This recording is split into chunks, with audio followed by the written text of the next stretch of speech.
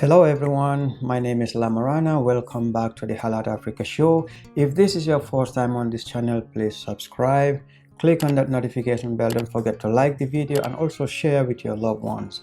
In today's episode, I want to talk to you about the Fula ethnic group as part of my new series that I've started, Get to Know the Gambia. And I will also be looking at the Fulas within the sub-region, because the Fula ethnic group are the most diverse ethnic group across West Africa.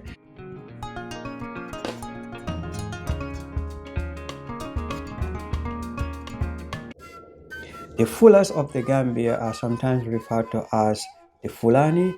They are also referred to as the Fulbe. They are also referred to as Tukulor or the Peul.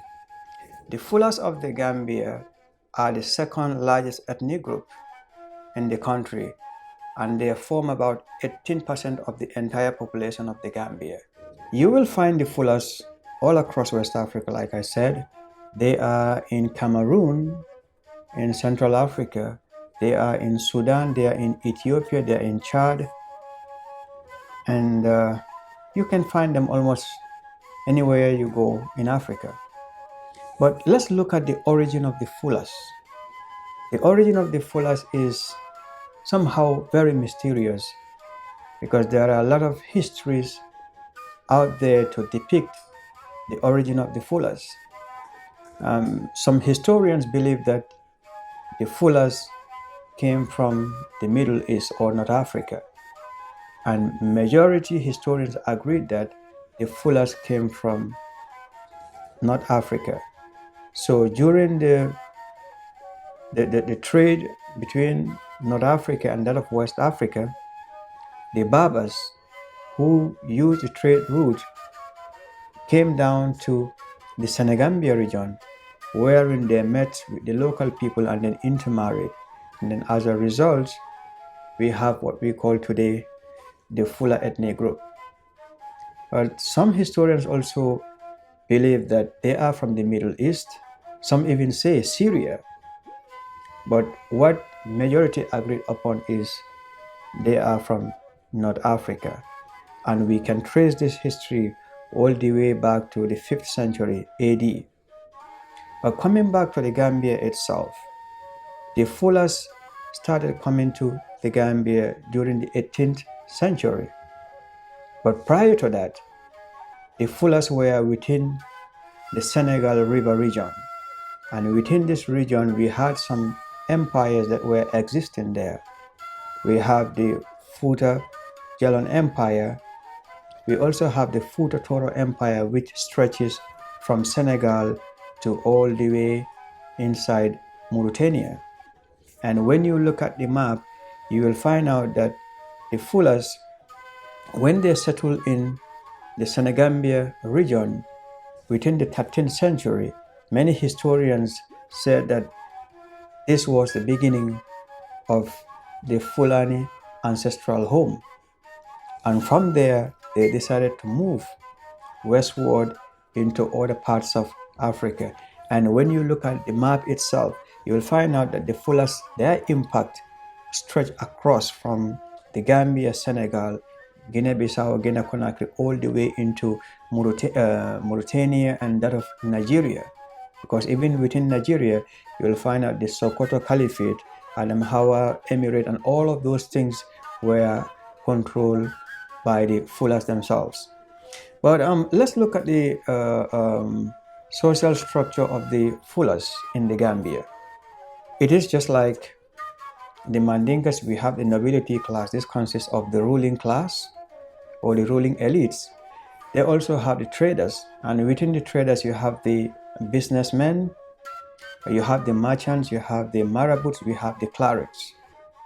These are considered the traders, and also those Fulas who own cattle. Below that we have the tradesmen. These are the artisan class. This consists of blacksmiths, potters, griots, woodworkers, and also dressmakers. You have also the griots, all within this class of artisan group. Below that, we have the slaves. And for the Fula ethnic group, it is very interesting because originally this notion of slavery began in the 15th century. That was as a result of the various wars that were taking place between the various ethnic groups, and anybody who was captured or a captive from those wars. So usually these slaves were the very people who will work on the farms, who will do all the jobs that is needed by the ruling class within the Fula family. And most of the time they are called machudo, means slave. It is a derogatory term. Sometimes also they are referred to as balebe. That also signifies that they are slaves. So after a period of time, these people were able to assimilate into the Fula culture, and they started living life like how the Fulas do. Aside from the cultural structure of the Fulas, we can also look at their occupation. Fulas are mostly nomads. That means they move from one place to another. They are also traders. They trade in commodities. But in those days, in a typical Fula setting, you will find out that Fulas keep moving from one region to another because of their nomadic lifestyle, because their major occupation is rearing animals, mostly cattle. So therefore, they have to look for pastoral land, fresh, fertile, green land where they can feed their animals and also provide them with water. So you will find out that when you go to a typical Fula setting, the men, they do the herding. And when it comes to taking out the milk, the women will come in and do that. They are also involved in farming, usually cash crop like cotton, groundnut, and so on. These are some of the cash crops that the Fulas will cultivate as a source of income. But over time, as a result of civilization and everything, Fulas tend to drift away from this nomadic lifestyle, and you can find them in certain places in the Gambia and across West Africa for that matter. So the herdsmen in Fula, they are called the Ngainako. That is the name given to them, meaning they move from one place to another.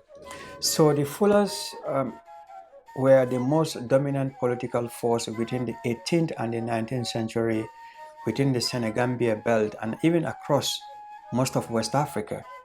And when you look at the map, one of those very successful empires were the Futa Empire. So this empire was found within or along the Senegal River, from Senegal all the way to Mauritania and part of the Gambia. We also have the Masina Empire. This stretches all the way into Mali and going towards that of Ghana. So you will find out that the Fulas were very influential in those days, and their rule also extend all the way into northern Nigeria. We have the Sokoto Caliphate, we have the Adamawa Emirate, and all of these empires were great empires in the 18th and the 19th century, and then it cemented the political stance of the Fulas during this time. And when you look at their political system, you will find out that most of their political way of life was inspired and influenced by the Islamic culture, because the Fulas, 99% of all Fulas are considered Muslims. They were the first ethnic group in Africa to accept Islam because of their interaction with the Berbers or the Arabs from North Africa and that of the Middle East. And like I mentioned earlier, some historians have stated that because of the intermarriage between these Berber traders who are coming from North Africa and the indigenous women that we have on the ground, as a result, they were able to spread Islam by or through their trade activities. But we have to also understand that Islam was also spread by using force in certain cases, especially in northern Nigeria, because when you look at those empires, they forced the local indigenous people, especially the Hausas and others, to forcefully accept Islam. But coming back to the Gambia, we have the Fuladu Empire. The Fuladu Empire was stretched across Guinea-Bissau, the southern part of Casamas, coming into Gambia. And the first king of the Fuladu Empire was Alpha Molo Balde. Alpha Molo's rule ended in 1881, and his son Musa Molo Balde then took to the reign and ruled from that period all the way to 1931. And it was in 1931 that Musa Molo was killed by the French in a battle called Keserekunda in the Gambia. So when you look at the Fulas, they were able to impact the political lives of many people across West Africa. And some historians believe that there are between 25 to 40 million Fulas spread across West Africa and certain parts of Africa, like in Central Africa. But they do not form the majority of the population in most of these countries. I think it's only in Guinea-Conakry where they have the overwhelming majority.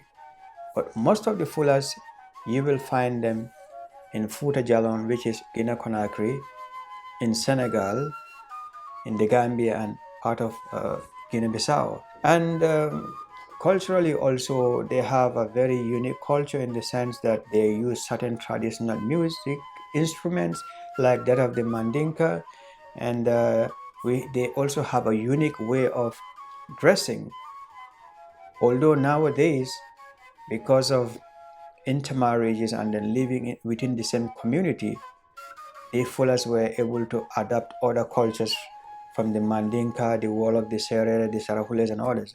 But there is one notable thing that the Fulas still practice, which is endogamy, marrying within one's community or marrying within one's clan, village, or even tribe.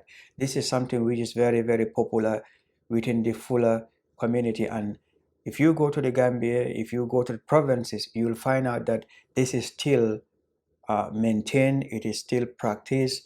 When it comes to land ownership also, land is very patrilineal. It is the males who usually own the land and they dictate as to how the land is used. And this is the story or the history about the Fula ethnic group in the Gambia, and I hope you guys enjoyed it.